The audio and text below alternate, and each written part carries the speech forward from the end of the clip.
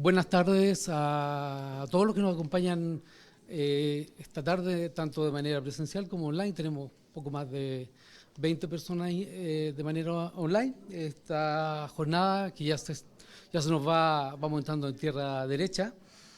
Nos va a acompañar Carlos Foxley, que es presidente de la Asociación de Desalinización y Reuso, Asociación Gremial.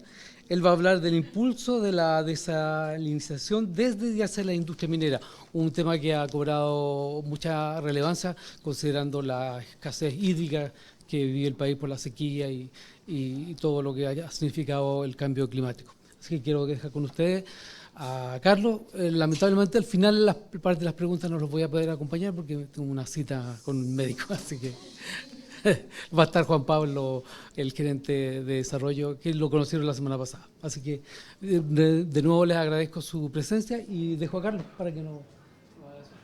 Bueno, primero que nada, Danilo, muchas gracias. Muchas gracias a la Sociedad Nacional de Minería y gracias a ustedes por tener la paciencia y de hacerse este espacio al almuerzo para algo tan importante como es compartir con la opinión pública conocimiento, educar, porque eso es en lo que estamos. Yo soy hijo de periodista, mi mamá es periodista y mi hermana es periodista, así que le tengo mucho cariño a la profesión y considero que es hoy día muy, muy importante. Así que voy a tratar de hacer una presentación. En algunas partes voy a ir un poquito rápido y tal vez me salte algunas diapositivas, pero básicamente quiero contarles quiénes somos como asociación gremial, muy cortito. En segundo lugar, explicarles sobre el proceso o qué se entiende por desalinización. Y en tercer lugar, y tal vez ahí vamos a profundizar un poco más, ver por qué tiene mala prensa la desalación, o en algunas partes hay muchos cuestionamientos, ¿ya? Cuando aparecería que es una buena solución. Lo primero que voy a decir, bueno, me voy a presentar, ya me presentaron, pero yo soy ingeniero mecánico, ¿ya? De la Universidad Católica, y he trabajado toda mi vida profesional en el tema de la desalinización de agua. Yo en lo particular represento en Chile una compañía israelita, que es la más grande de Israel en este tema, que se llama IDE, y con ellos hemos instalado más de 20 plantas desalinizadoras en Chile desde el año 91, así que el tema lo conozco bastante bien. Y nosotros hoy día estamos invitados aquí como la Asociación Chilena de Desalinización y Reuso, ACADES, ¿ya? Que es una asociación que nació básicamente con la misión de promover el desarrollo de la desalinización y el reuso de agua como una nueva fuente de agua fresca para Chile, ¿ya? Y que esta nueva fuente de agua, además, tiene que ser, no puede ser de otra manera, eficiente, sustentable, asequible y por lo tanto, yo diría, es el mínimo hoy sin el cual estas nuevas fuentes de agua no pueden existir, ¿ya? Y la idea es que contribuyamos mediante esta nueva fuente de agua e independientemente del régimen de lluvias que tengamos, a que todos los chilenos puedan tener acceso al agua, ¿ya? Somos hoy día 73 o 74 empresas que estamos asociadas en esta asociación gremial. Tenemos en la columna, están ordenados de alguna manera por el área a la que nos dedicamos. Voy a partir con la tercera, que es la de los desarrolladores y operadores. Ahí, por ejemplo, pueden ver que está la empresa Agua Antofagasta, que es la sanitaria de la segunda región. Está la sanitaria, un grupo sanitario en Chile muy importante, se llama Aguas Nuevas, que tiene las sanitarias de Iquique, Arica, Caldera, Copiapó, Villarrica, Punta Arenas. Está Aguas Nuevas, que es Santiago. Está Ecomsa, que es la empresa estatal.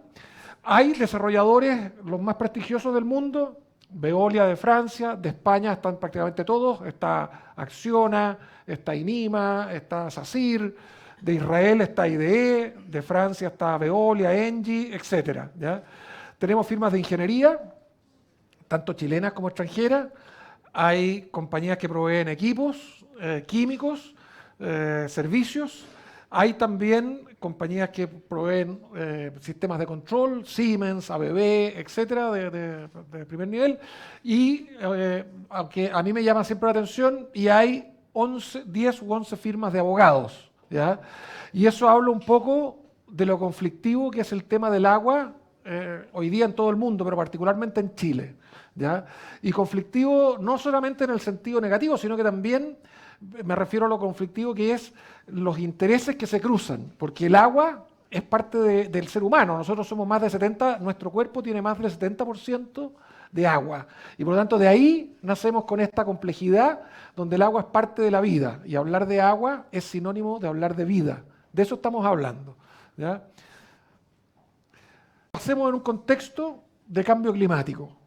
Un cambio climático que en Chile pega muy fuerte, produciendo en todo el mundo, o en regiones del mundo va pasando que se producen sequías muy importantes, se producen inundaciones en otros lugares, a veces en los mismos lugares, en una estación se produce una sequía muy profunda y súbitamente llueve lo que no llovió en todo el año en pocas horas, ¿ya? Y se producen inundaciones, desbordes de río.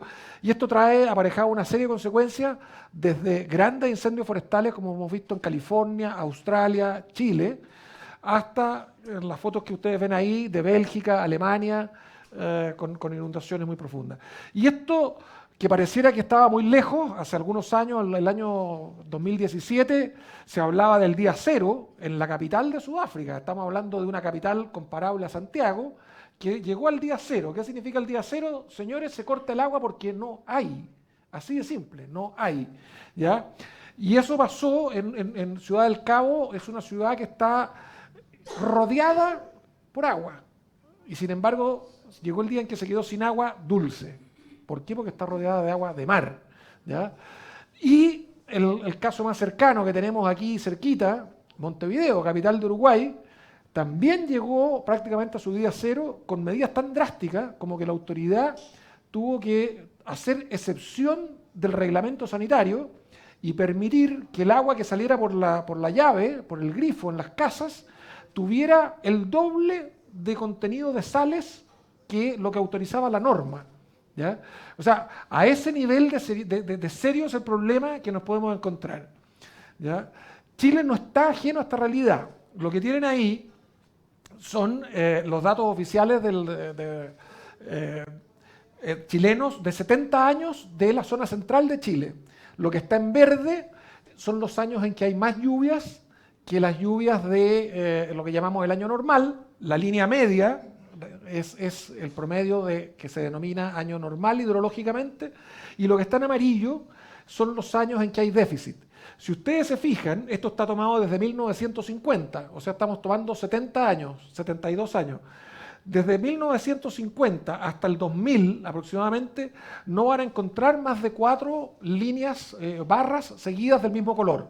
¿Qué significa? Que puede haber 4 años de sequía, 4 años de superávit, o 1 y 2, 5 y 2, etc. Pero cuando llegamos al año 2007, nos encontramos con que llevamos hasta el año 2022, completamos 14 años seguidos de sequía. Y no solo de sequía, sino que si se fijan, las barras amarillas están bastante largas.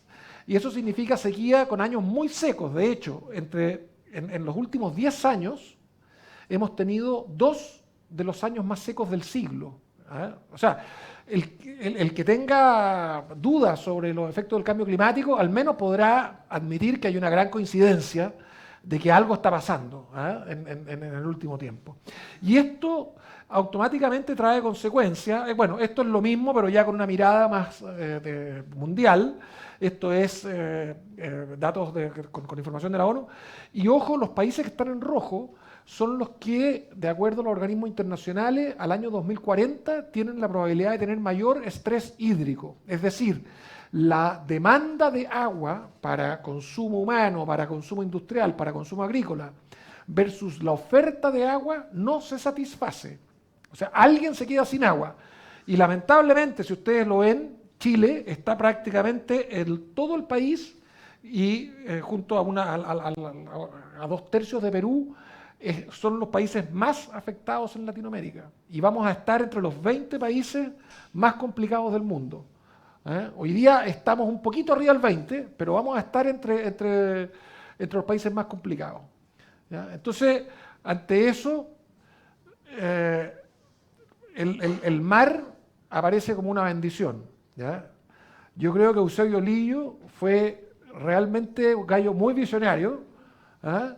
Cuando nos decía el futuro esplendor que te promete, ¿no es cierto?, ese mar que tranquilo te baña. ¿Ya? Nosotros lo cantábamos y la verdad que hoy día hace mucho sentido. ¿Y por qué es esto?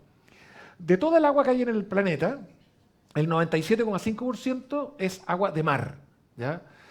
El 2,5% restante es el agua que hay en todos los ríos, lagos, agua subterránea, incluyendo glaciares, Antártica, etc. Y por lo tanto, 97,5 agua de mar. Del 2,5 que queda, aproximadamente 1,8 es agua que no podemos utilizar porque está congelada. Glaciares o los polos, la Antártica, en fin.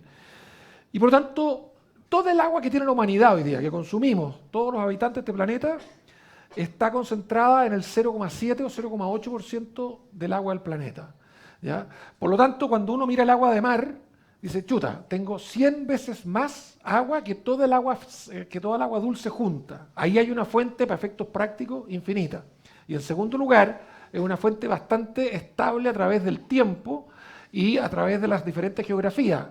Hay océanos que tienen mayor salinidad o diferentes temperaturas, pero a grandes términos uno habla de agua de mar y no habla de agua del Pacífico, agua del Mediterráneo, agua del Atlántico. ¿Ya? El agua de mar se define como tal. Entonces, aquí vamos a entrar de hecho en la desalinización, que es el proceso, o es la palabra, significa básicamente sacarle sales disueltas al agua. ¿Ya? Entonces, en física, no sé si se acuerdan del colegio, probablemente no, pero hay un concepto, cuando uno tiene un líquido mezclado con sales, ¿ya? Uno habla que tiene una solución. Para ponerlo en castellano, cuando éramos chicos, no sé, aquí estoy mostrando el carné, pero en mi tiempo, los fines de semana, no se tomaba Coca-Cola, sino que se tomaba jugo en polvo, ¿ya? ¿Ya? El Yupi, el Suco o el que sea, pero uno hacía el agua, uno le echaba sales, ¿ya? Que son el jugo. Revolvía el jarro y el agua que era transparente se ponía de color naranjo, ¿ya? Y quedaban algunas partículas como flotando que después de un rato, ¿ya? Al final del almuerzo uno, si no movía el jarro, se depositaban al fondo. Lo que se deposita al fondo, ¿ya? O lo que está como flotando, se llaman sólidos suspendidos, y lo que le da el color naranjo al jugo, que no se decanta, que no lo puedo sacar aunque pasen horas, es los sólidos disueltos.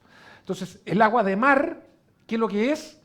Es agua dulce que tiene disueltas sales.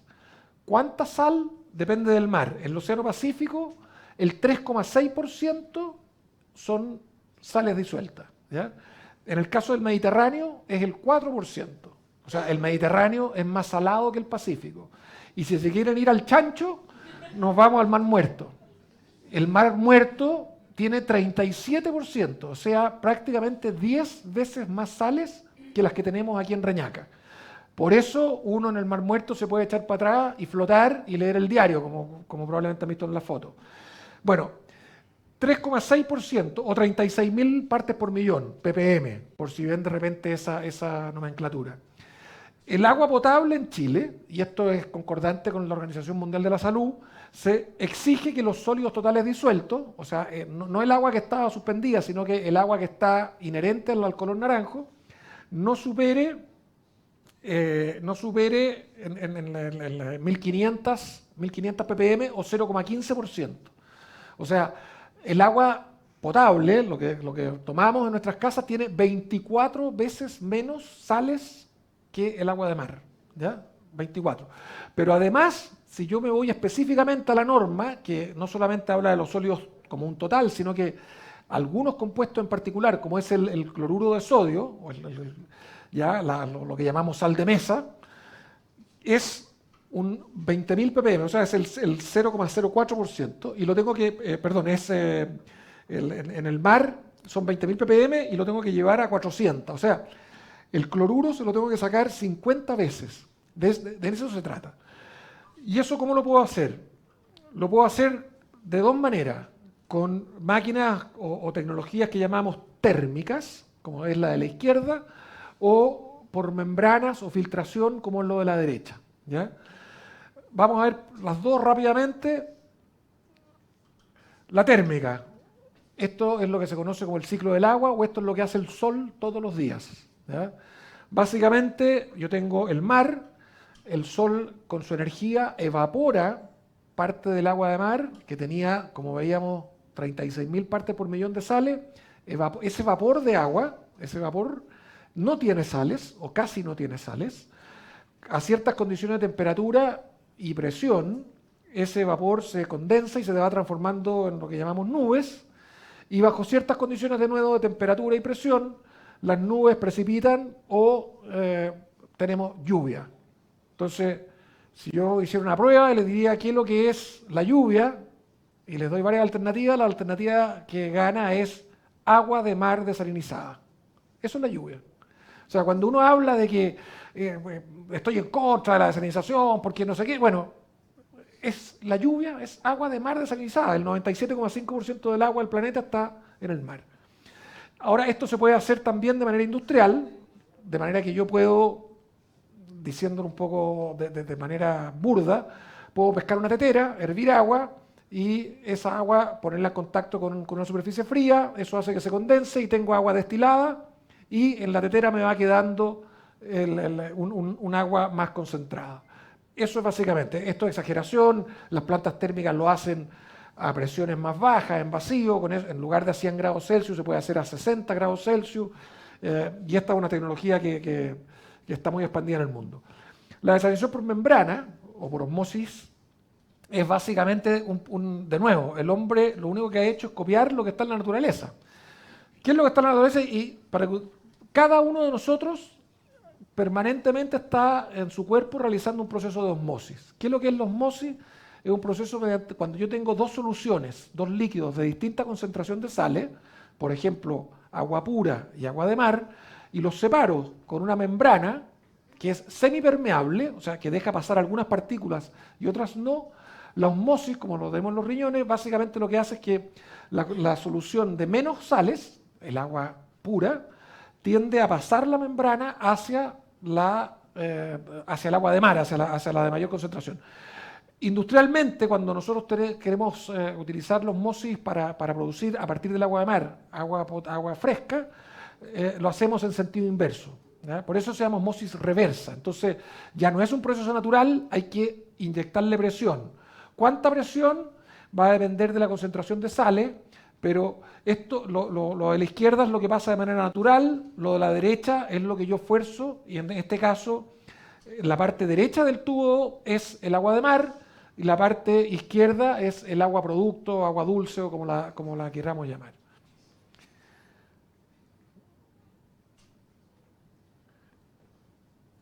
El agua de mar como alternativa a la crisis climática, ¿ya?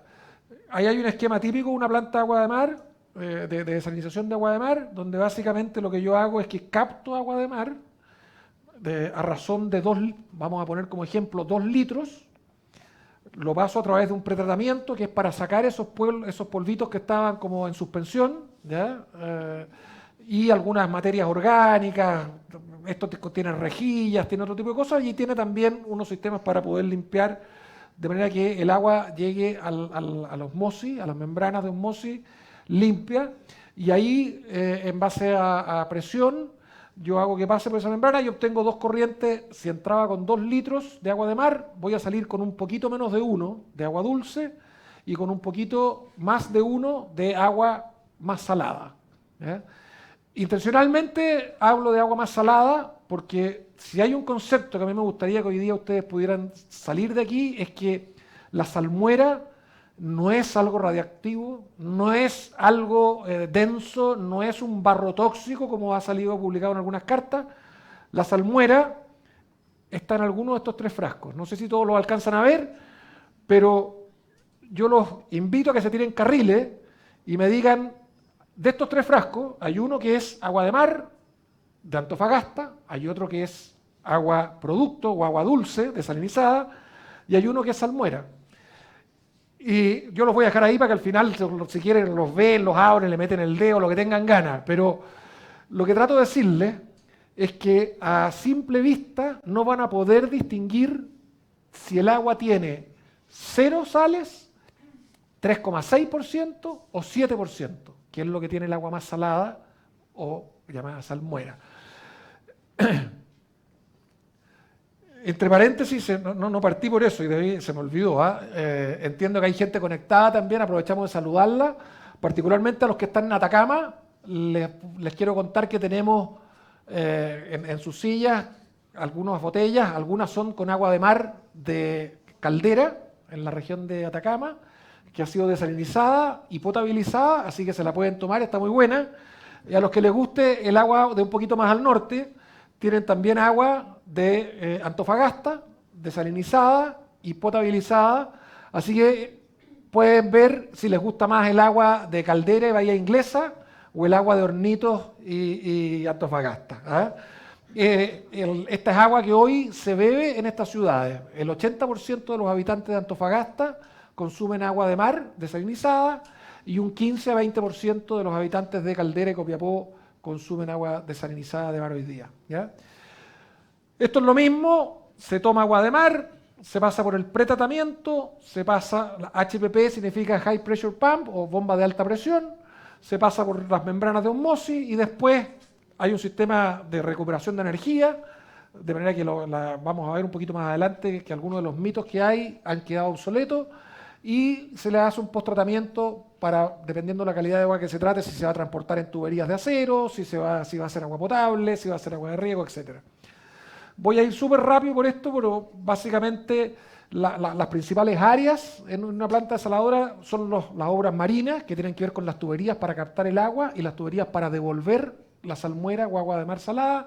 El pretratamiento, que como les dije, era necesario como una especie de filtrado, ¿ya? Donde tengo desde rejillas físicas para que no entren peces o organismos de tamaño grande, digamos, hasta filtros de arena como el que tengo en la piscina de la casa, ¿ya? O sea, hasta ese rango va para remover materia orgánica, etc.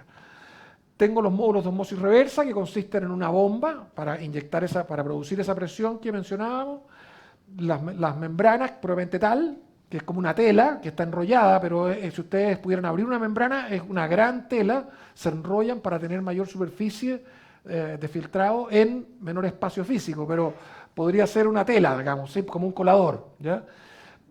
Tendremos un sistema de recuperación de energía y tenemos un sistema de limpieza. El post-tratamiento, ahí, como les decía, va a depender de cómo es cada proyecto. Aquí, hablando de las obras marinas, quiero tomar un ejemplo que seguramente a ustedes les llama la atención porque ha estado en la prensa este año, y es el proyecto que está desarrollando una empresa que se llama Aguas Pacífico en la bahía de Puchuncaví, Quintero, donde básicamente el agua de mar se toma a 1 kilómetro de distancia de la costa, a 1 kilómetro de distancia, y se toma una profundidad de alrededor de 20 metros. ¿Ya? O sea, esto no es que estemos tomando el agua a la orilla del mar, estamos 1 kilómetro hacia adentro y estamos con una tubería que está a más de 20 metros de profundidad. Y se devuelve esta agua de mar más salada o salmuera, se devuelve en un emisario que mide 700 metros de largo, ¿ya? O sea, también está bien mar adentro, también se devuelve a bastante profundidad y entre uno y otro, en este caso hay alrededor de 500 metros, ¿ya? Hay otras plantas, como la de Atacama, en que la distancia es menos de 100 metros. ¿Y por qué es importante este tema? Una de las preguntas que siempre se hace es que lo que uno está devolviendo, esta salmuera, contamina el mar, lo hace más salado, etc. Si eso fuese así, entonces yo estaría cometiendo un suicidio como industrial porque estaría con la descarga, estaría tarde o temprano afectando a mi toma, que está muy cerca. Entonces se produciría una especie de cortocircuito en que tarde o temprano la planta colapsaría porque estaría, entre comillas, absorbiendo agua de mala calidad.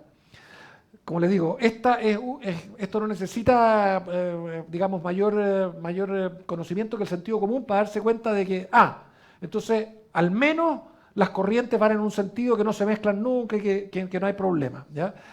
Pero, este diseño no es al azar. O sea, justamente cómo se toma el agua de mar y cómo se devuelve la salmuera es algo que se estudia mucho, ¿ya? Y se estudia y se ven diferentes alternativas, hay modelación matemática, se hacen test empíricos, ¿ya? Se miden terrenos, se bajan buzos, etc. Así que es un estudio bastante serio. Aquí me lo voy a saltar, esto es lo que yo le decía del filtro tipo piscina, digamos, en que este pretratamiento puede ser de este tipo, donde yo tengo el agua que por gravedad va cruzando arenas con diferentes granulometrías, ¿ya? Esta es una planta enorme en Israel que tiene este sistema, por ejemplo, y como ustedes ven son piscinas, tienen arena y el agua simplemente pasa a través de la arena, ¿ya? Hay otros sistemas que son con unas membranas que se llaman ultrafiltración. Esto hace lo mismo, pero a presión, de manera más compacta. De nuevo, el objetivo es remover materia orgánica, cosas que estén suspendidas en el agua o flotando. Este es un típico esquema de las plantas de osmosis reversa. Van a ver en la foto superior derecha, es el típico arreglo donde hay unos tubos de acero que adentro tienen 7 u 8 membranas. Esa es una configuración estándar y ahí se produce el proceso de quitarle la sal al agua, digamos, ¿ya? Esta es una planta en particular, si mal no recuerdo, esta es la planta Quebrada Blanca, fase 2, que se inaugura mañana, ya en Patache, al sur de Iquique. Post-tratamiento me lo voy a saltar. Entonces, la desalación. Aquí vamos a ir ya un poco aterrizando.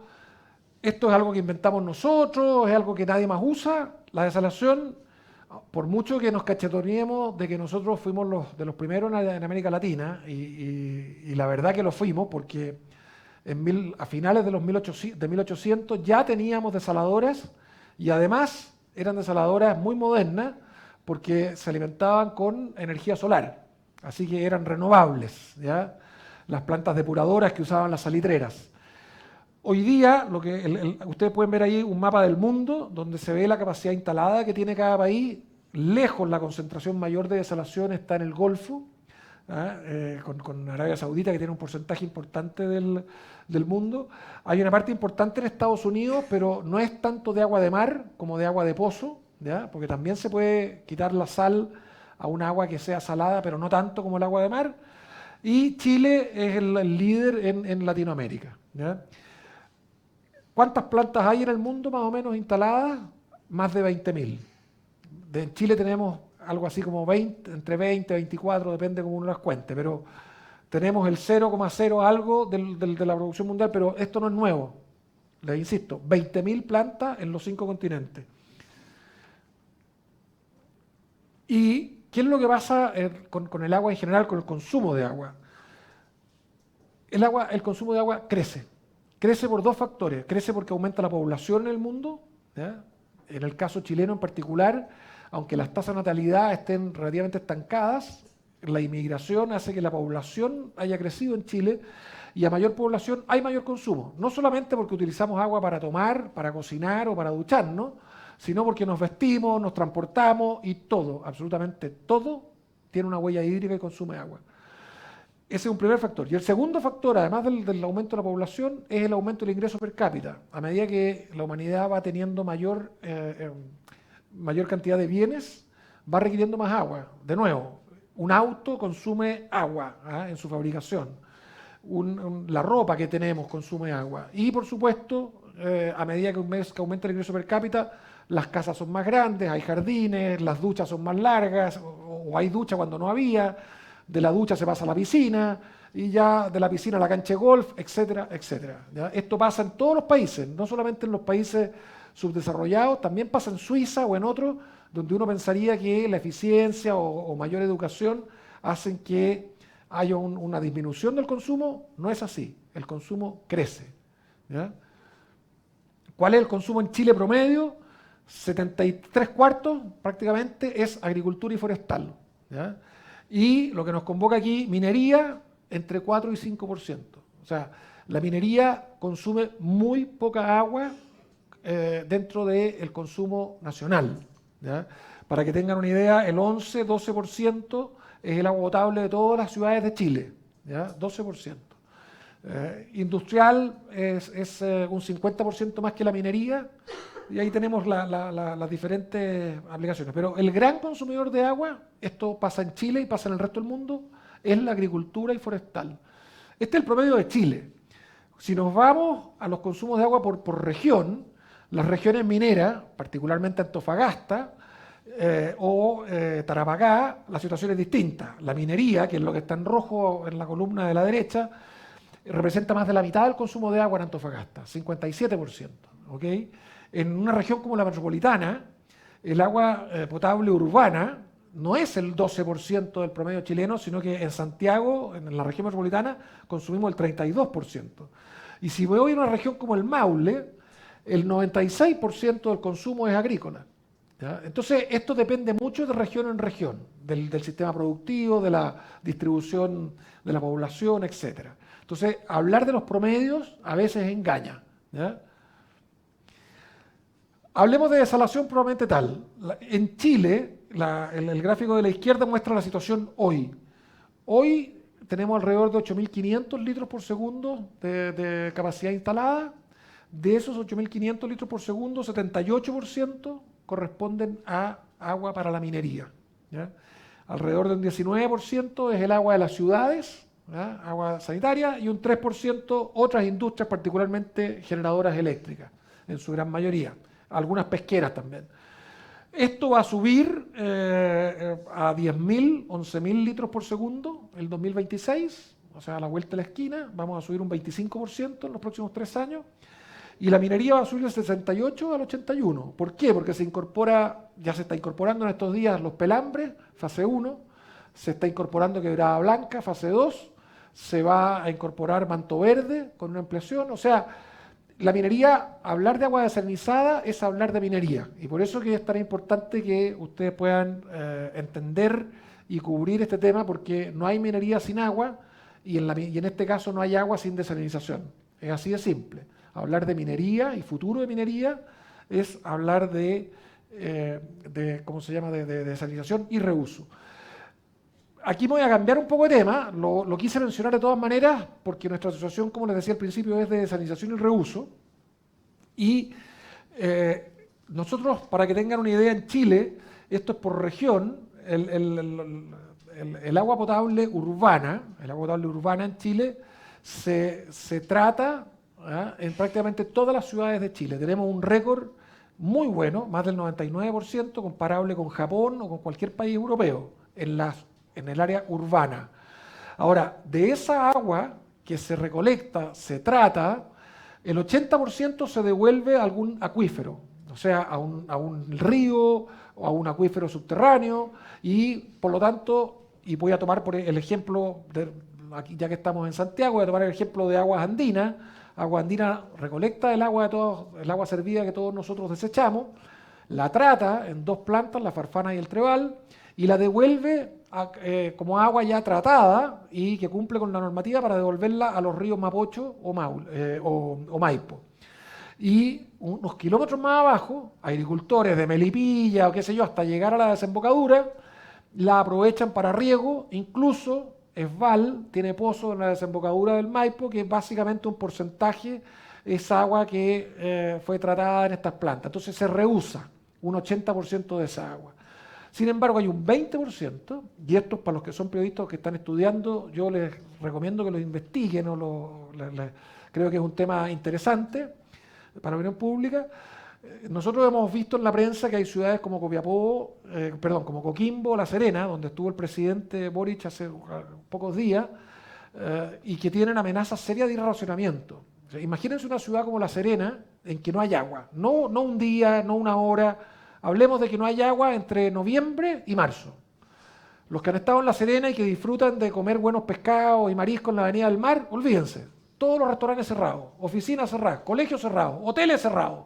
O sea, imagínense el impacto de no tener agua potable o el costo de tener que mover una cantidad importante de camiones aljibe con agua de otras regiones.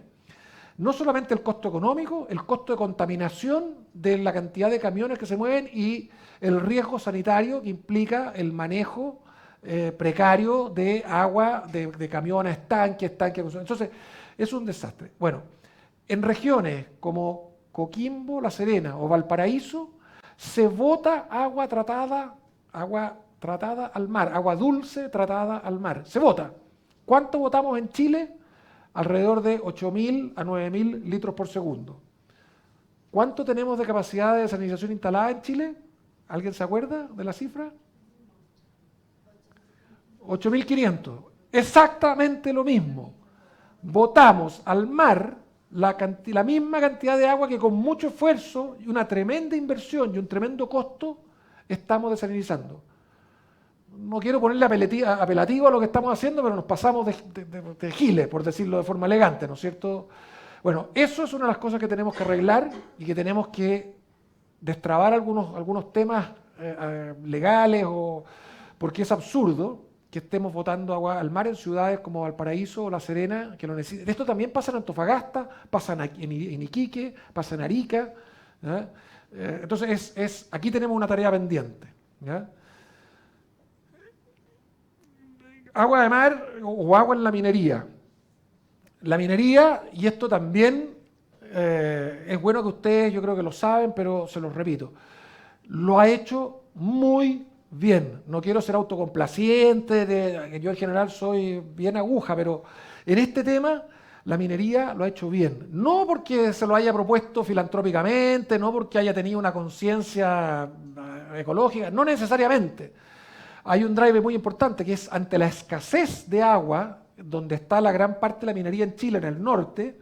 Entonces la minería, como el ser humano en general, ante la escasez tiene que esforzarse y utilizar todo su ingenio para arreglárselas con la precariedad que tiene. ¿Y por qué lo he hecho bien? Porque la minería hoy día en Chile recircula de todo el agua que utiliza, aproximadamente 3/4 es agua de recirculación. Le da una vuelta y otra vuelta y otra vuelta. Y eso significa que hemos invertido, que tenemos desarrollo, que tenemos científicos, que tenemos ciencia aplicada, que tenemos profesionales. Hay mucho conocimiento y se ha avanzado mucho. Cada vez es más difícil poder mejorar. Esto es lo mismo que cuando si yo me parto a entrenar hoy día, probablemente voy a partir, ya que estamos con los Panamericanos, voy a poner un ejemplo, si yo salgo a correr hoy día, probablemente haga los 100 metros en 20 segundos. Si entreno 3 meses, muy rápidamente voy a bajar de 20 a 15. De 15 a 12 probablemente me va a costar varios años, si es que llego. Pero bajar de 12 a 10, yo no lo voy a hacer nunca. Va a ser imposible. ¿Ya? Eso lo hace Usain Bolt, lo hace poca gente. Acá nos pasa lo mismo. Ya estamos en el 70 y tanto %, cada vez va a ser más difícil recuperar más agua. Y por lo tanto, la alternativa que tenemos ante napas subterráneas que van bajando, ante ríos que se secan y ante mayor demanda de la población, vamos a tener que buscar otras fuentes de agua. Eso ya la minería lo partió haciendo y ha sido precursora, ¿ya? Y hoy día, del 100% del agua que necesita la minería, un 73% de recirculación, nos concentramos con lo que queda, ¿ya? De eso que queda, 2/3 hoy día son aguas continentales, es decir, pozos, ¿ya? Pozos. Y 1/3 es agua de mar. Esto es brillante, porque esto ha ocurrido en pocos años, en 20 años. ¿Ya? Y en los compromisos de compañías como BHP, Codelco, etcétera, son de que en los próximos años van a ir disminuyendo de manera de llegar a dar vuelta a los porcentajes en pocos años. ¿Ya? Alrededor del 2030 estos porcentajes van a estar al revés. Van a ser 2/3 de agua de mar, que puede ser directamente agua de mar, como utiliza, por ejemplo, algunos proyectos de Sierra Gorda, el mejor ejemplo Sierra Gorda, hay otros proyectos de Antofagasta Minerals que hacen lo mismo, ¿ya? Pero la gran mayoría va a ser agua desalinizada, ¿ya? Y por lo tanto va a haber una nueva fuente. ¿Y eso qué significa? Significa que vamos a liberar agua que hoy día estamos sacando de los pozos, se va a dejar de sacar, ¿ya? Y eso va a quedar disponible para rellenar los acuíferos o para comunidades o uso de riego o uso de domiciliario. Un porcentaje. No se olviden que la minería, nuestras minas, suena raro decirlo así, pero nuestras minas se están poniendo viejas, ¿ya? La minería nuestra está envejeciendo. ¿Qué significa eso? Que el mineral baja de ley. Y eso significa que por cada tonelada de mineral, de roca, que yo saco, si antes tenía 1 kilo de cobre en esa tonelada, hoy día voy a tener 0,8, 0,7, 0,5. Y como yo gran parte del agua en la minería lo utilizo en la concentradora, significa que si antes tenía 1 kilo de cobre en una tonelada y ahora tengo medio kilo de cobre en la misma tonelada, y antes utilizaba 1 litro, ahora voy a necesitar 2. Entonces, además, el consumo de agua en la minería va a crecer, aunque no crezca la producción. Si la producción se mantiene estable, ¿ya? Si se mantiene estable, va a crecer el consumo de agua, porque nuestras minas van bajando la ley.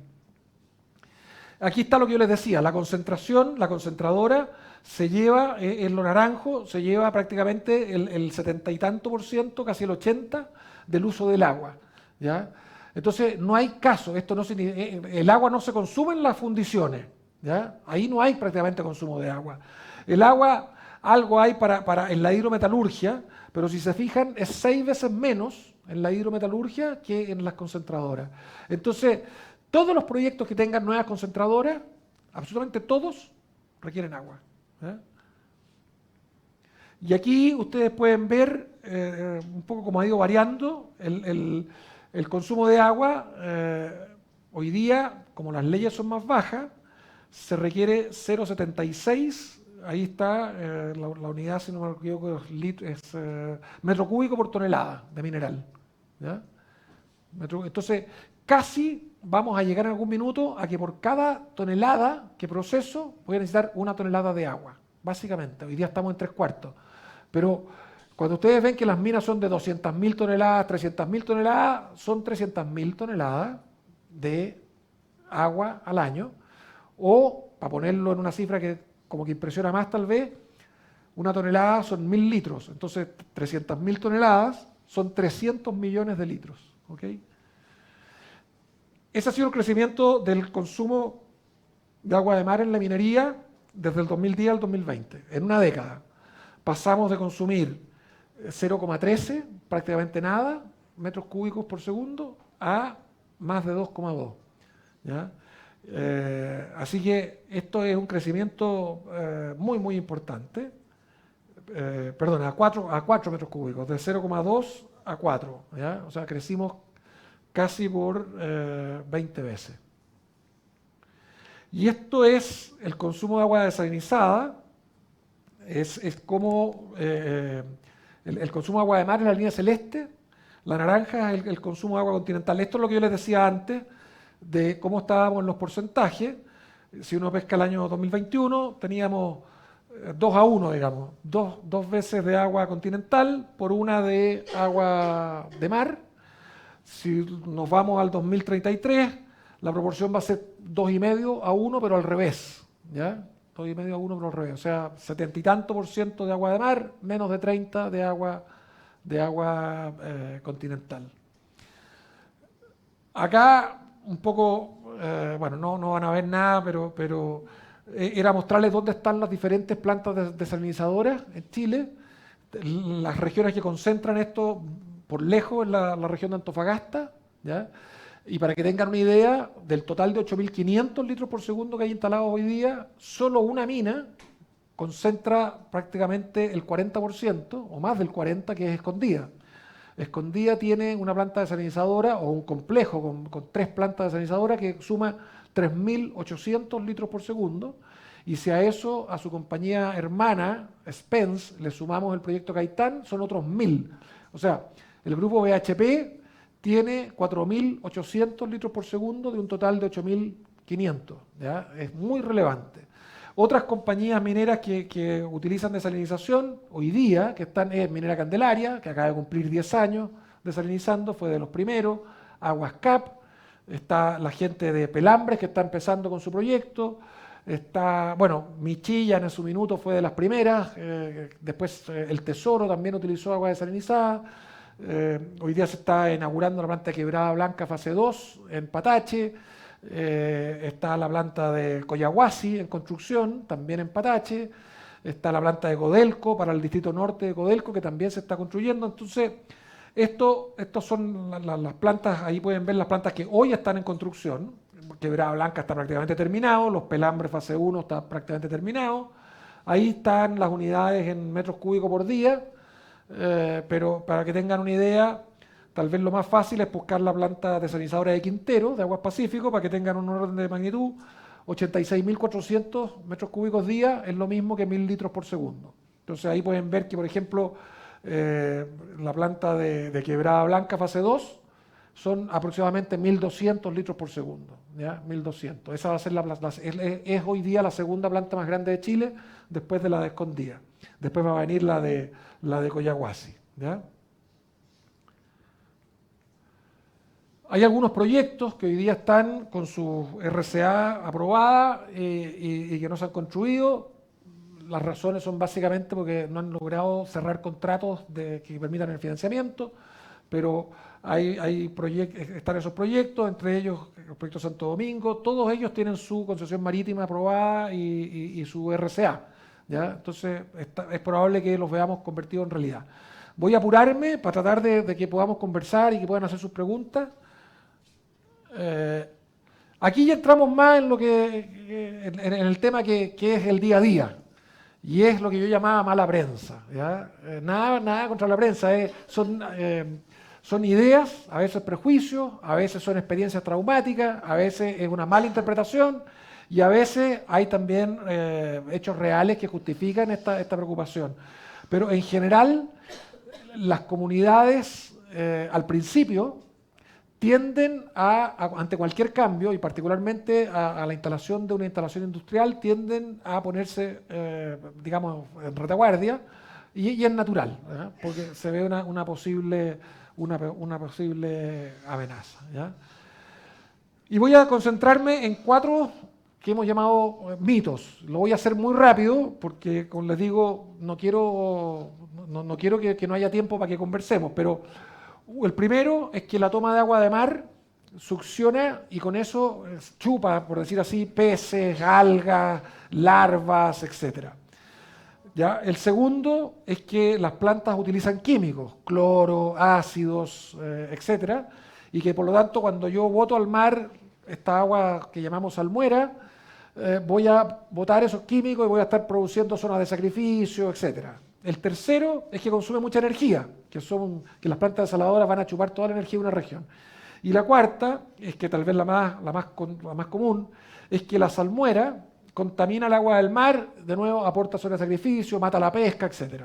Voy a tratar de ir una por una y voy a partir por la más importante, que es la última, ¿ya? Entonces, básicamente, yo les contaba antes, a propósito, esta es la salmuera, ¿eh? Para los que... por la duda que había, este era el agua de mar y esta es el agua desalinizada, ¿ya? Entonces, si los cambiamos y les pregunto ¿no? dónde están, esto era como Pepito paga doble, no van a tener idea porque no se puede ver, ¿no? O sea, esto hay que hacerlo en el laboratorio. Pero básicamente lo que estamos diciendo es que la misma agua de mar que yo tomé, hago lo que hizo el sol, le saco el agua, el vapor, le saco el agua sin sales y por lo tanto quedó agua de mar que tenía y sales que tenía. La única diferencia es que hay menos agua, pero están las mismas sales. Y esto, cuando lo mezclo con una masa infinita de agua, en un área muy reducida o en una distancia muy corta, se vuelve a homologar y no se nota la diferencia de sales. Se argumenta o se puede pensar que en Chile no hay uno de los problemas que tenemos hoy, es que no hay una legislación que tenga toda la exigencia ordenada, ¿ya?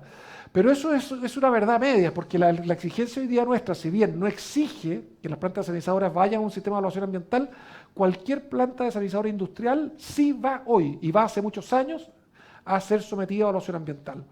¿Por qué? Porque las tuberías tienen cierto diámetro, porque las instalaciones eléctricas, no por ser desaladora, pero dado que es una instalación industrial, tiene que ir como cualquier otra, ¿ya? Y ahí... Cuando la ley no especifica, por ejemplo, alguna norma específica, el Decreto Supremo 90, que es el que rige las descargas de aguas o de riles a acuíferos, no especifica la concentración de sales. Sin embargo, como no la especifica, la misma legislación y la autoridad ha ido creando jurisprudencia, remite a la norma más exigente que hay en el mundo, la española y la australiana. Y todos los proyectos que tenemos en Chile han sido sometidos a evaluación ambiental con la legislación australiana o española, ¿ya? Entonces, lo que se trata es de que la salmuera, como les decía yo al principio, se disponga en donde las corrientes ayuden a que su dispersión sea rápida, a cierta profundidad donde afecte lo menos posible a la vía marina, se haga con lo que llamamos difusores, que son como unas toberas unas boquillas que desparcen esto en diferentes puntos, no se devuelve toda la salmuera en un solo punto, sino que se hace a lo largo de 30, 40, 100 metros de largo, con 20, 30, 40 difusores, y esto todo se modela matemáticamente primero, en teoría, pero después además se monitorea a través del tiempo, a través de lo que se llaman los planes de monitoreo ambiental, y si yo tengo mediciones que son distintas al modelo matemático, voy a tener que tomar las acciones que correspondan a la planta, producir menos o cambiar alguna cosa del proceso para cumplir con lo que me comprometí en mi estudio de impacto ambiental, ¿ya? Y de nuevo, esto también es un ejemplo de la planta de Quintero, de Aguas Pacífico, donde a 6 metros de distancia de estas boquillas, a 6 metros, no va a haber diferencia mayor al 5%, que es lo que plantea la norma australiana, de concentración entre lo que había antes de la desaladora y lo que había después de la desaladora, a 6 metros. O sea, si hay un pescado, un pez que esté nadando ahí y no le gusta o no puede admitir la concentración más alta, se va a correr 6 metros y va a estar respirando o alimentándose, viviendo normalmente. Las plantas o las algas que no lo pueden hacer, hay algunas que no tienen problema en resistir la mayor salinidad, hay otras que sí los afecta. Y sí, va a haber una afectación en un área limitada, donde aquí tenemos algunas plantas, Candelaria, Escondida, en fin, la Tocopilla, la Chimba, Antofagasta, Manto Verde en la región de Atacama, y donde pueden ver el área de influencia. Área de influencia significa que el área donde la salinidad es mayor que un 5% de la salinidad sin la desaladora. Y si ustedes pueden ver, por ejemplo, una planta, voy a tomar el ejemplo de la planta de Escondida, que es la más grande de Chile, el área son 2.700 metros cuadrados, digamos 50 por 55. ¿Ya? Eso es más o menos una cancha de básquetbol o 2 canchas de tenis juntas, o algo por el estilo. ¿Ya? Entonces, esa planta de aguas de Coloso, de Escondida, serviría para alimentar 4 ciudades de Antofagasta. 4 Antofagastas utilizan el espacio, para exagerarlo, de una cancha de fútbol. O sea, el área que afecto en el mar, donde algunas algas y algunos organismos no van a poder vivir y se van a morir, ¿ya? Hay otros que van a llegar, a los que sí les gusta, ¿ya? Es el equivalente a una cancha de fútbol. Y sin embargo, ahí estoy evitando desertificación, estoy dando trabajo a 2 millones o permitiendo que haya vida para 2,5 millones de personas. Entonces, cuando uno evalúa ambientalmente, claro, el efecto en esa superficie, si uno es purista, puede decir, bueno, no quiero que haya efecto, yo quiero que el mar esté como esté y que no lo quiero tocar. Pero entonces tengo que tocar la ciudad y hacer que Antofagasta se mude, que Calama desaparezca, Mejillones, Tocopilla, porque toda esa agua que les nombré es la mitad de lo que produce Coloso, todas esas ciudades juntas. Entonces, voy a, por mantener prístino el mar en esa superficie, equivalente a una cancha de fútbol, voy a afectar la vida de ciudades como Antofagasta, Calama, etcétera. Es la pregunta que tenemos que hacernos como sociedad. ¿Qué queremos? ¿Ya? Lo importante es que estos efectos se pueden medir y se pueden medir con precisión. Si ustedes se fijan, no es que uno diga, mira, son alrededor de 300 metros, 384 metros, así exacto. ¿Ya? Ahí está lo que yo les decía de las zonas que se ven afectadas. Y esto se cuantifica para cada especie. O sea, en la bahía X crecen los choritos, las cholgas, las no sé qué. Bueno, se evalúa en esa superficie de la cancha de básquetbol o de lo que sea, cuántos choritos menos va a haber producto de la instalación de la desaladora. 228 kilos al año, de acuerdo a modelos probabilísticos, qué sé yo, y eso se estudia y durante el proceso de evaluación ambiental se hacen compromisos voluntarios o se toman acuerdos con las comunidades y se dice, mira, van a reducir efectivamente en X número de unidades, ¿ya? De especie equivalente o de kilos, o como quieran llamarlo, y yo te voy a compensar, por ejemplo, poniendo un sistema que cuide de vigilancia para cuidar a los peces enfermos, no sé qué, que van a hacer que no se mueran 3 veces esa cantidad a 200 metros de distancia, etcétera. O sea, no quiero decir que voy a compensar, ya, yo te pago 500 pesos por el kilo no sé qué, no. voy a hacer que haya más vida, porque voy a poner recursos para proteger o para fomentar o para cuidar vida que de otra manera moriría. De manera que el efecto de estas plantas es positivo. O sea, lo que les quiero decir, desde el punto de vista ambiental, una planta desalinizadora hecha en Chile hoy no es aprobada por nuestras autoridades si la suma de sus efectos no es mayor que cero. Tiene que tener más beneficios que costos, y los tiene de sobra, ¿ya? Entonces, eso es sine qua non para que se pueda construir. Y además se monitorea en el tiempo. Esa, por ejemplo, es una foto de la planta Huascap, donde está la descarga, y ustedes lo pueden buscar en YouTube, ¿ya? Y van a ver que hay más vida ahí que a 20 metros, donde no hay efecto de la desalinizadora. Hay ciertos seres vivos en el mar que la salinidad les atrae nutrientes y hace que haya mucha vida. De hecho, el agua potable en islas como del Caribe, como las Islas Vírgenes, por ejemplo, es agua desalinizada, y ahí la principal actividad es el turismo del scuba diving, del buceo. ¿Hay afectación de largo plazo en los océanos? La respuesta muy rápida es no, no la hay. ¿Ya? No hay evidencia científica de que la haya. Lo mismo, ¿aumenta la temperatura del agua de mar? No. Cuando es desalinización con osmosis reversa, esto es un filtro, el agua en ningún momento se calienta, ¿ya? Cuando era térmica, estas teteras que les decía yo, ahí sí. Pero en Chile estamos hablando de desalinización por osmosis reversa. No hay aumento de temperatura. Hay gente que se confunde porque piensa que las carboneras, las plantas termoeléctricas, que utilizaban agua de mar para refrigerar, la calentaban y la devolvían más caliente, y en el intermedio había una pequeña planta desaladora, entonces asociaban que la desaladora era la que calentaba el agua. No, es el condensador de las turbinas el que se produce el intercambiador de calor. La desalación por osmosis no aumenta el agua. Esta es la foto que aquí ya vieron, que consume mucha energía eléctrica. Las plantas de osmosis reversa consumían 25 kWh por metro cúbico en los 70, porque no tenían un sistema de recuperación de energía, 25. Hoy consumen menos de 3, o sea, 8 veces menos. Y para llevarlo a un ejemplo práctico, si yo tomo una familia de 4 personas que consumen 160 litros al día, que es el promedio de Chile, son 640 litros por hogar. Ese hogar, para producir 640 litros con desalinización de agua de mar, va a consumir los mismos kilowatts que si yo utilizo el hervidor eléctrico 40 minutos. Y nadie dice o alega que no se pueden tener hervidores eléctricos, o que no puede haber microondas, o que no puede haber planchas en las casas porque consumen mucha energía, ¿ya? O sea, es total y absolutamente equivalente. Los emisarios, lo que les contaba al principio, esto se calcula, y la principal preocupación es que se colocan rejillas y por otro lado se diseñan de tal manera que la velocidad de succión sea más baja que la velocidad de las corrientes naturales. Esto significa que si hay una especie de Doris por ahí, media pajarona, ¿no es cierto?, que va nadando y se mete dentro del tubo, pueda salir sin ningún problema, nadando por sus medios. De nuevo, algo se va a captar de larvas, algo se va a captar, pero es mínimo, se puede cuantificar y se puede mitigar el efecto y compensar, ¿ya?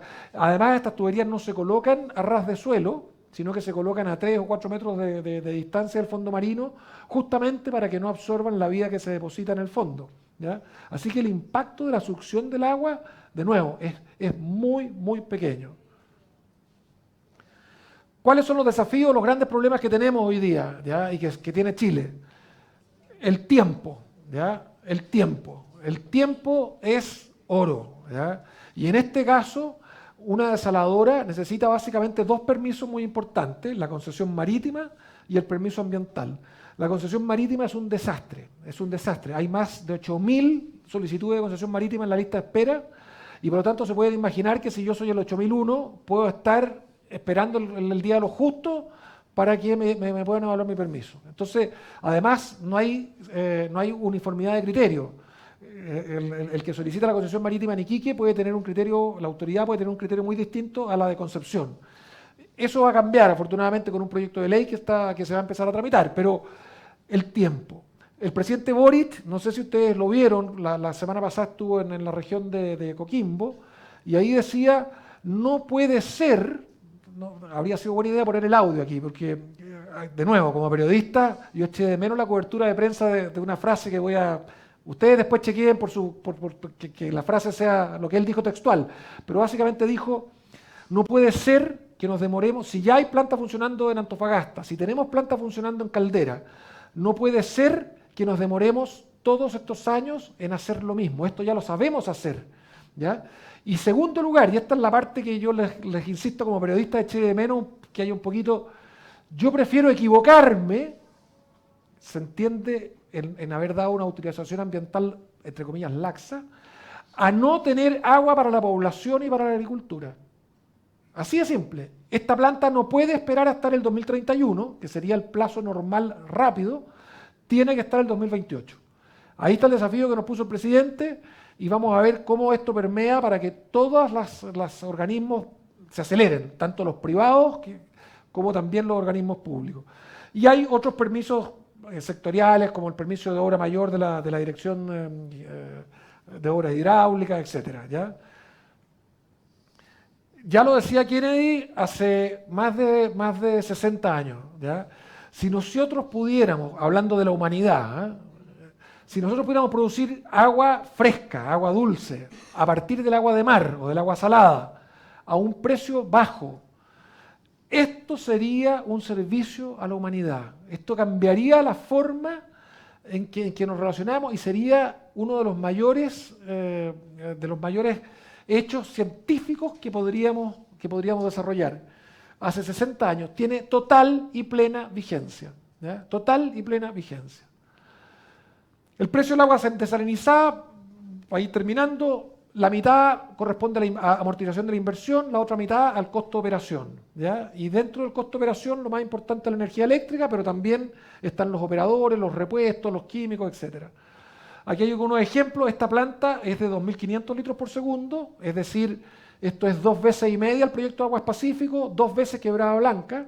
Está en la ciudad de Carlsbad, que es una ciudad que está a 20 millas al norte de San Diego, donde tiene una costa, una playa muy utilizada por los surfistas y con una comunidad ambientalista muy potente, y la planta funciona sin absolutamente ningún problema.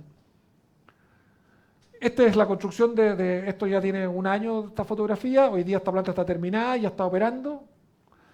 Y esto también, la desalación también es a escala de caleta pescadores, ¿ya? De hecho, la desalación puede ser hasta para un velero, ¿ya? O para una casa en la playa. Esa es en el norte, cerca de Iquique, y son unos contenedores que le dan agua a la caleta pescadores que se ve al fondo, que de otra manera tendría que recibir el agua por camiones aljibe. Para que tengan un orden de magnitud, el costo del agua desalinizada es de alrededor de 1,5 a 2 pesos el litro. El costo del agua en un camión aljibe para esta gente es de 25 pesos el litro. O sea, el agua desalinizada es entre 10 y 15 veces más barata que el costo de un camión aljibe. Es más cara que el agua potable si es que yo traigo el agua a la cordillera o de un pozo.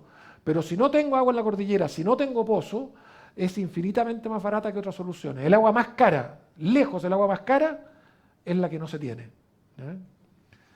Eso es, perdonen si me extendí un poco, pero empezamos tarde, ¿eh? O sea que le vamos a echar la culpa al almuerzo. Así que gracias por la paciencia.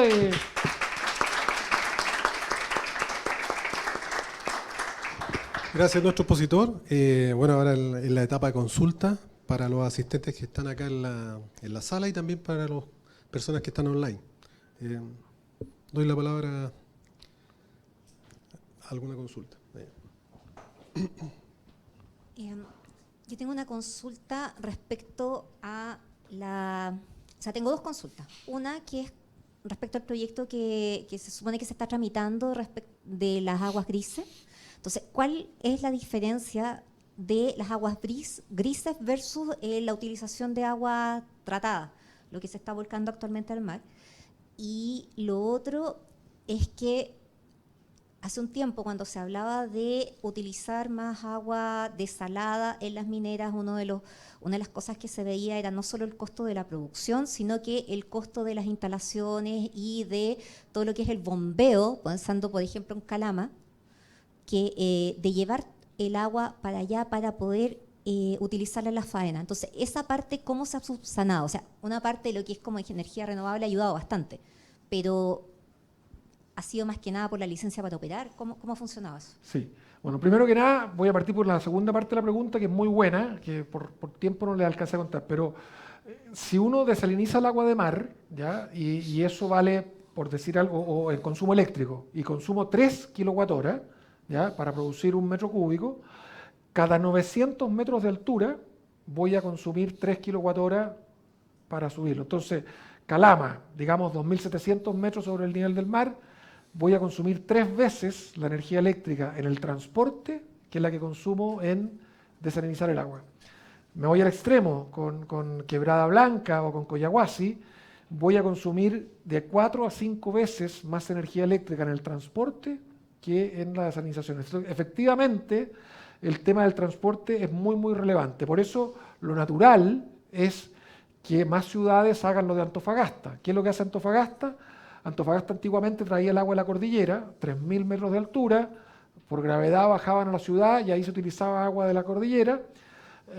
Lo que hace Antofagasta hoy día es que Antofagasta, que está en la costa, consume agua de mar, por lo tanto prácticamente no hay bombeo, y las mineras que están en la cordillera utilizan el agua ahí mismo. Entonces, y eso permite que el agua de mar desalinizada en Antofagasta no haya subido, el agua a la población no haya subido el precio, porque se subsidia con el agua que las mineras pagan por esta agua en la cordillera, un precio como si la llevaran desde la costa hacia arriba, ¿ya? Entonces, así que eso es un problema que tenemos en Chile para todas las localidades que están altas. En el transporte del agua, mucho más importante que la distancia es la altura, ¿ya?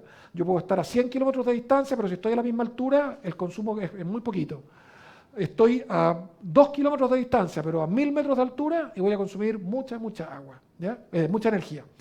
Respecto a la primera pregunta, aguas grises. Básicamente tenemos aguas negras y aguas grises.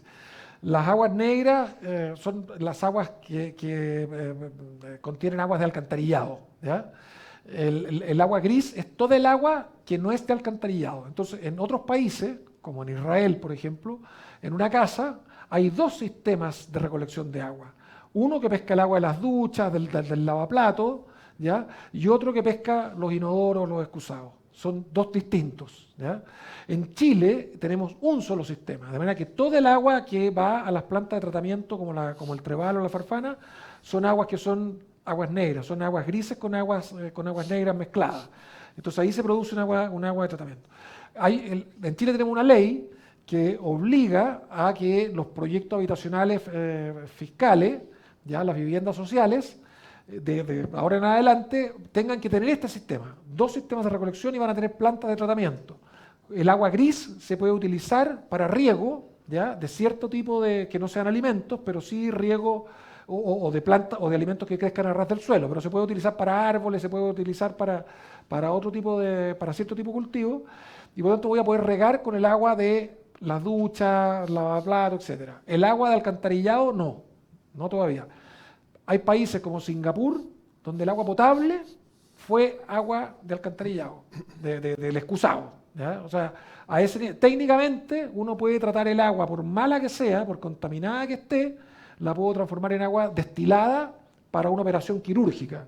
Técnicamente no hay problema, ¿ya? Ahora, vamos poco a poco. El problema que tiene el tema de las aguas grises es que hay que separarla del alcantarillado. Eso va a tomar décadas antes de que sea un volumen significativo.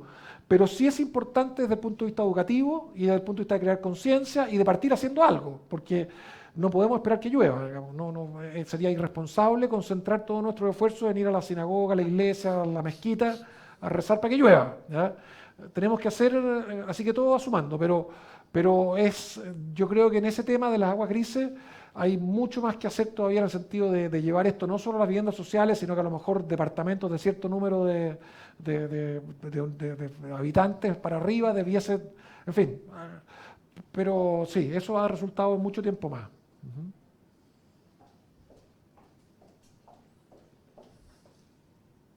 Felicitaciones, Carlos, por la excelente presentación. Recientemente el Consejo Nacional de Evaluación y Productividad publicó un estudio que señala que un proyecto minero demora más o menos prácticamente 9 años todo el proceso de tramitación de permiso, lo cual naturalmente es preocupante. Pero más preocupante aún es el caso de una desaladora, que de acuerdo al Consejo Nacional de Evaluación y Productividad toma 12 años de tramitación. Y naturalmente los principales inversionistas en plantas desaladoras en el país son precisamente las compañías mineras. Entonces, ¿cuáles son los factores que explican este largo plazo de tramitación y qué se debería hacer para disminuir sustancialmente ese periodo? Sí, te agradezco la pregunta porque es parte del drama que estamos sufriendo y por el cual creamos esta asociación gremial. Definitivamente no es concebible que se demoren tanto, particularmente los permisos. La construcción, probablemente tal, la construcción de una desalinizadora se puede demorar 30 a 36 meses, digamos 3 años en el mundo de hoy. 3 años. ¿Por qué llegamos a demorarnos 12? ¿Ya? O en el caso de la planta de Ecomsa, en la ciudad de Caldera, en que era una planta estatal. El dueño era el Estado de Chile construyendo una planta y aún así se demoró 10 años la planta, de los cuales 7 y medio fueron en permiso. Bueno, entre una de las razones es que toda la gobernanza del agua está súper desparramada, entonces no hay una ventanilla única y muchas veces los permisos son secuenciales. Si yo quiero pedir el permiso B, antes tengo que tener el A. Cuando no hay ninguna razón, porque son permisos independientes, ¿ya? Esto no es que yo esté construyendo el primer piso para después construir el segundo. Estoy construyendo el dormitorio, ¿por qué no puedo construir la cocina al mismo tiempo? Eso debiese ir cambiando. Yo creo que hay cierto consenso en la autoridad. Hay un proyecto de ley, hay 2 proyectos de ley. Uno que ya fue ingresado, que es un proyecto expreso, una ley corta, para aumentar las atribuciones del MOP. Es parte de los anuncios que hizo el presidente hace 2 semanas en Coquimbo y que ingresó la semana pasada a la Cámara de Diputados. Y hay otro proyecto que va a ingresar al Senado, es una indicación sustitutiva del gobierno de Piñera en los últimos días, que la recogió este gobierno, le hizo algunas pequeñas modificaciones bien consensuadas y eso va a entrar al Senado. Ese proyecto de ley, que se llama Ley de Desalinización, va a agrupar una serie de cosas que están dispersas hoy día. Va, por ejemplo, suprimir la concesión marítima y la va a reemplazar por una concesión de desalinización, que se supone va a ser más rápida, va a haber una ventanilla única, que sería la Dirección General de Agua, y además va a regular otras cosas que son importantes. Va a dar prioridad para los permisos a las plantas para consumo humano. Cuando una planta sea industrial, como para la minería, le va a exigir que tenga una cierta capacidad, hasta un 5% adicional de su capacidad, para que esa agua adicional pueda ser ofertada a los APR o a comunidades circundantes, que la van a comprar a un precio fijado por el Estado, tal como se fija hoy día en base a una empresa eficiente para el agua potable, y va a permitir que haya derechos de paso para que compañías que no son sanitarias o mineras puedan constituir servidumbre de manera forzada y eso facilite la construcción de las tuberías. Así que yo creo que vamos en buen camino. Mira, el mejor ejemplo, ustedes que son periodistas, esto les va a gustar, porque es como con pimienta. Díganme ustedes, en el ambiente que estamos hoy día político, díganme si yo les digo que tenemos a un senador de la UDI, con un senador comunista y con un senador demócrata, los 3 senadores de una región, firmando una carta consensual dirigida al presidente, pidiéndole, 1, que construya una desaladora y 2, que lo haga rápido. Parecería un sueño, ¿no? Ojalá en otro... Bueno, el senador Núñez, Partido Comunista, el senador Walker, demócrata, el senador Gaona, de la UDI. Los 3 de acuerdo, empujando para el mismo lado, poniéndose la camiseta de la región y de la gente, y esto es como cuando el delantero de la U o el mediocampista de la U no va a estar pensando si le da o no el pase al de Colo-Colo para que meta el gol. Cuando estamos en la selección chilena jugamos todos para el mismo lado. Eso se logró en la región de Coquimbo, ¿ya? Y yo lo destaco porque es lo que tenemos que hacer con el proyecto de ley de desalación, porque con el agua estamos hablando de la vida de la gente, de la pega. Uno habla de la minería, pero no es solamente la minería, está la minería, la agricultura, la agroindustria, la industria. Esto va mucho más allá. Así que vamos a cruzar los dedos para que esto siga avanzando y de buena manera. Muchas gracias. Para ir interactuando un poco con las personas que están online, tengo una pregunta de Angélica Rodríguez, que dice, ¿a qué atribuiría usted la creencia de las personas que la minería se roba el agua de la gente? Es una creencia instalada en la región de Antofagasta. Bueno, yo no soy el indicado, probablemente hay sociólogos, otra gente que pueda contestar mejor, pero mi percepción es que no se olviden que nosotros tuvimos un régimen de un código de aguas hasta hace poco, hasta hace un par de años, que permitió que con el solo hecho de solicitar derechos de aguas, si no había oposición, se te otorgaran. Y el Estado de Chile, en base a los conocimientos que tenía, otorgó en algunas regiones, particularmente, por ejemplo, en la región de Atacama, otorgó derechos de agua por 3 veces la cantidad de agua que había, de manera que era compatible con la sustentabilidad de la cuenca. Eso significa que repartió, esto es lo mismo que si yo repartiera o firmara cheques por 3 millones de pesos y resulta que en la cuenta corriente tengo 1. ¿Ya? Evidentemente voy a llegar al banco y no me van a poder pagar los 3. Bueno, acá pasa lo mismo. Entonces, ¿por qué hay una percepción de que no solamente yo no lo haría inclusive la minería? Yo diría que hay una percepción de que el que podía pagar se quedaba con el agua porque compraban los derechos y para un agricultor de una comuna rural, muchas veces el valor de su producción, si sembraba hortalizas, lo que él obtenía por la siembra de hortalizas era muchísimo menos de lo que obtenía si vendía sus derechos de agua y se movía del campo a la ciudad.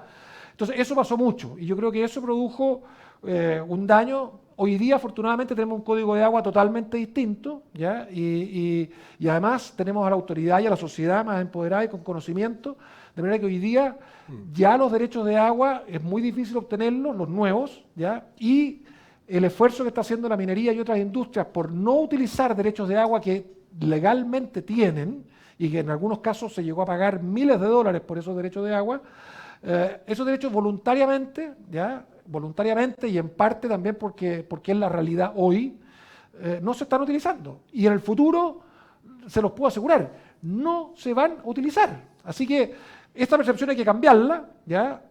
Yo creo que tiene ciertas raíces, insisto, no necesariamente de exclusividad de la minería, sino que era producto de un código de aguas que se implementó de una manera deficiente por no tener el Estado de Chile la musculatura y particularmente en lo técnico para poder decir en su minuto, mire, hasta aquí llegamos porque hay mucho más demanda que oferta.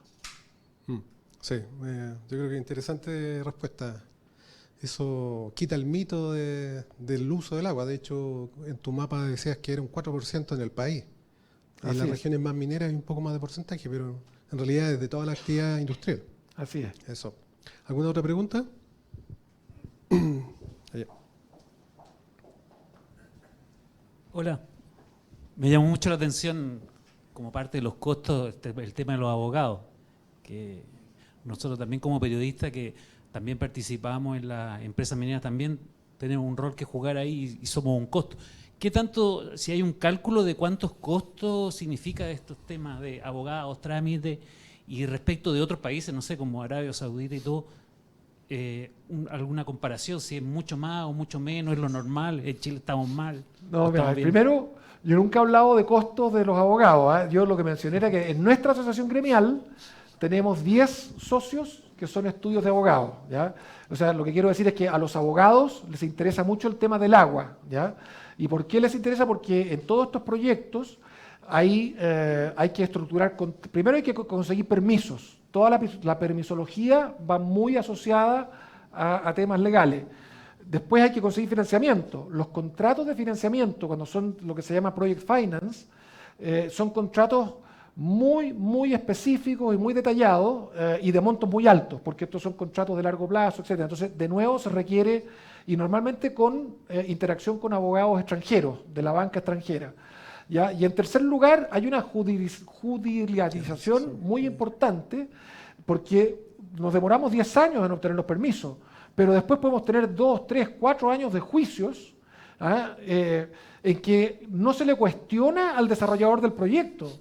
Directamente muchas veces se cuestiona a la autoridad, la municipalidad, la dirección de obra, el Servicio Nacional en fin, el SEA. Se cuestiona a la autoridad por haber otorgado o por no haber otorgado un permiso. Entonces, en este tema en particular hay mucha presencia o acción o es muy importante la parte jurídica, pero eso no necesariamente implica que haya mucho costo. El mayor costo cuando se judicializan los proyectos es el costo del tiempo, el costo de oportunidad, porque los árboles no van a esperar que nos pongamos de acuerdo antes de secarse. Cuando no llueve, las napas empiezan a deprimirse, bajan, y eso significa que el pasto, que tiene una raíz cortita, se seca. Después el sauce, que era un poquito más la raíz, se seca. Después el árbol ya que podía, al final se va secando todo. Y una vez que se seca y se destruye la capa vegetal, es casi irreversible. Es lo que llamamos la desertificación. Entonces, el costo, realmente el costo importante de esto es el que nos estamos demorando demasiado en tomar decisiones. Nos estamos demorando demasiado en invertir ya. 14 años seguidos de sequía. Un invierno que llovió normal hace que uno saque el pie del acelerador. O sea, ¿qué pasa el próximo año si no llueve? Vamos a estar... No puede ser, aquí hay que tomar decisiones a 10, 20, 30 años plazo. Fíjense lo que hace Australia, para tomar la pregunta tuya con otros países. Australia construyó plantas desalizadoras. Como siempre ocurre, ley de Murphy, cuando se inauguraron llovió. Entonces, no faltó quien criticaba, decía, ¿por qué construyeron elefantes blancos? ¿Por qué botamos la plata en estas inversiones? 2 años después, sequía extrema. Hoy día ciudades como Sydney, Perth, Melbourne, son ciudades que se alimentan gran parte del año con plantas desalizadoras. Entonces, en Australia, las grandes ciudades utilizan las desaladoras como seguro. Como es más caro, cuando llueve, se apagan. Cuando no llueve, se hacen funcionar. A veces se prenden y se apagan durante el día y la noche, etc. O sea, una ciudad como Santiago, nosotros no debiésemos aceptar, ¿ya?, que la autoridad, no sé si recuerdan el año pasado, no sé si el año pasado o el año anterior, al gobernador de Santiago, Claudio Rego, que con la mejor de las disposiciones y con muy buena voluntad dijo, tenemos que prepararnos por si hay racionamiento y vamos a crear un plan. Incluso salió cantando como no me acuerdo si era un TikTok o un jingle, algo. O sea, yo decía, a ver, en cualquier otro país del mundo, si una autoridad me dice que voy a tener posibilidad de racionamiento porque no llovió, yo salgo a la calle a decirle, oiga, déjese de macana, constrúyame una solución. No me venga a decir que soné. La solución no es dejar de consumir agua porque yo me muero sin agua, o no trabajo, o no estudio. La solución es, ¿de a dónde voy a traer agua? ¿Quiere carretera hídrica?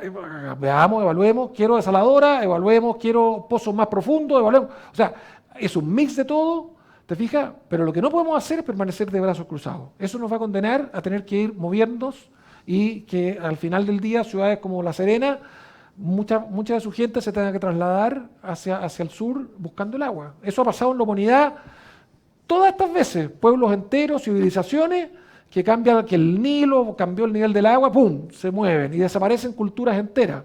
Entonces, hoy día tenemos, mira, Chile tiene mar, tiene energía, lo dijeron por ahí, energía barata y verde. Tenemos, de hecho, exceso de energía, 3 veces la capacidad instalada de la que consumimos, ¿ya?, en energía. Tenemos financiamiento a buenas tasas, barato, somos el país de financiamiento más barato de América Latina, etcétera. O sea, tenemos profesionales capacitados para construir, diseñar y operar las plantas, ¿ya? Y tenemos disposición de la gente a pagar, incluso los agricultores, que tienen fama de no querer pagar el agua. Hoy tú le preguntas a un tipo en Quillota, en Petorca, La Ligua, a un paltero, oiga, le va a costar 1.000 pesos el metro cúbico, ¿lo paga? Bueno, ya, tráigamelo ya, porque mi campo se secó, ¿ya? Así de simple. Cuando uno no tiene las cosas, las valora. Y tenemos que acostumbrarnos a que no tenemos agua. Así de simple. Una pregunta acá de online, también muy ad hoc a para complementar tu respuesta. Dice, existe una propuesta de traer agua de una desaladora de Caldera a la región de Coquimbo. ¿Crees que eso sea posible? Yo creo que hay que estudiarlo de todas maneras. Esa es una idea y yo quiero decirlo con nombre y apellido, del diputado Víctor Pino, que es el presidente de la Comisión de Recursos Hídricos de la Cámara de Diputados, y que él, a mí me ha tocado reunirme varias veces con él, él sufre con esta, me recuerda mucho a Leonardo DiCaprio, no por la pinta, no estoy comparando a Víctor con Leonardo DiCaprio, pero sí, porque no sé si vieron la película esa que dice No mires arriba, Este es un científico que ve que viene un asteroide, lo calcula matemáticamente con precisión y trata de convencer a la opinión pública, a ustedes, los periodistas o estudiantes de periodismo, y no le dan bola. Y el tipo se desespera. Bueno, Víctor está así, está desesperado porque ve que va a haber racionamiento en su región y que la autoridad en fin, no se mueve con la velocidad que tenemos que movernos para que esto no ocurra o para mitigarlo. Entonces, yo no estoy seguro si la respuesta es que eso va a ser técnica y comercialmente viable, pero sí te puedo decir, la planta de Atacama tiene hoy día una capacidad instalada que no se está utilizando, ¿verdad? Esa planta hoy día puede producir 450 litros por segundo, está produciendo 150. Es decir, es como si tuviera 3 taxis estacionados, hay uno que está andando y los otros 2 están con las llaves en la puerta. Lo que dice Pino, écheme a andar estos autos y construyame una manguera o lo que sea y me trae agua porque eso va a ser más rápido que el resto. Yo creo que amerita una evaluación, no tengo la respuesta, a lo mejor construir la tubería requiere mucho tiempo por la servidumbre, por los permisos, requiere mucha plata, no lo sé, pero al menos hay un esfuerzo de pensar en soluciones alternativas y eso lo valoro y lo rescato mucho. Muchas gracias por la presentación. Yo creo que ya estamos en la hora de terminar. Gracias a todos los asistentes y también a nuestro expositor. Bueno, pues muchas gracias a ustedes.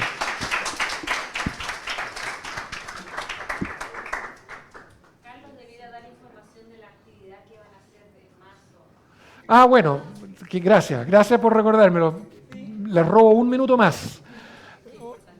Oye, nosotros la tercera semana de marzo, Naciones Unidas celebra el Día Mundial del Agua. El próximo año cae el 22 de marzo, viernes 22 de marzo. Y nosotros creemos que tan importante como conversar a nivel de comunidad profesional es conversar a nivel de señora Juanita, matinal, digamos, opinión pública, estudiantes, dueña de casa, porque tenemos que cuidar el agua y tenemos que sensibilizar sobre lo mismo que hemos estado conversando ahora, tratar de derribar mitos, ¿ya? Y también hacer ver lo que viene. Entonces vamos a organizar esa misma semana, el día 20 y 21 de marzo, un seminario o congreso sobre nuevas fuentes de agua para Chile. Y en ese congreso queremos mezclar el tema profesional, oye, cuáles son las mejores membranas, las válvulas, las bombas, que más eficiente que la toma de agua de mar, esto. Esa es una parte, pero otra parte tan o más importante, licencia social. ¿Es válido o no es válido tener una desaladora? ¿Es válido que afectar en cierta proporción a un grupo, por ejemplo, de pescadores para que se beneficie una ciudad completa? ¿Cómo se hace, cómo se logran esos equilibrios? El tema de estos mitos, el tema de la prensa, educación, opinión pública, la licencia social, los permisos, marco regulatorio. Vamos a tener, nosotros le pedimos entrevistas a los 4 expresidentes de Chile. Hasta ahora hemos tenido entrevistas con el presidente Frei y con el presidente Piñera, y los 2 han estado súper entusiastas y hacen una especie de decir, qué bueno que levantemos la mirada y con este espíritu de selección chilena miremos soluciones de infraestructura a largo plazo, que veamos entre todos. Entonces vamos a tenerlos a ellos, vamos a tener a senadores y diputados, vamos a tener a científicos, va a venir gente de Israel, de Singapur, va a venir gente de Singapur que nos va a contar cómo toman agua sabiendo que esa agua salió del excusado. O sea, eso es, yo no sé si nos traerían una botellita que dijera, oye, esta agua viene del excusado, ¿cuántos de nosotros estaríamos dispuestos a tomarla? ¿Ya? Pero es importante que nos cuenten cómo lo hicieron, porque ahí el tema no es científico, el tema es sociológico, ¿ya? Es cultural. Así que muchas gracias, los invitamos, vamos a tener, esperamos tener lleno de periodistas, porque la idea es sacar este congreso del hotel y llevarlo a la opinión pública. Y el viernes 22, anótenlo en la agenda al tiro, viernes 22 de marzo 2024, mediodía, Plaza Sotomayor, La Recoba, Plaza de Armas, vamos a estar haciendo estas pruebas, ya vamos a tener unos lindos premios para que adivinen cuál es salmuera, cuál es agua de mar, y vamos a darles a tomar agua de diferentes desalinizadoras para que vean la diferencia, etcétera. Tratamos de sensibilizar a la gente, ¿ya? Pero no aguardiente. Vamos a poner de todo tipo, a ver si le... ¿ah? Bueno, gracias a ustedes.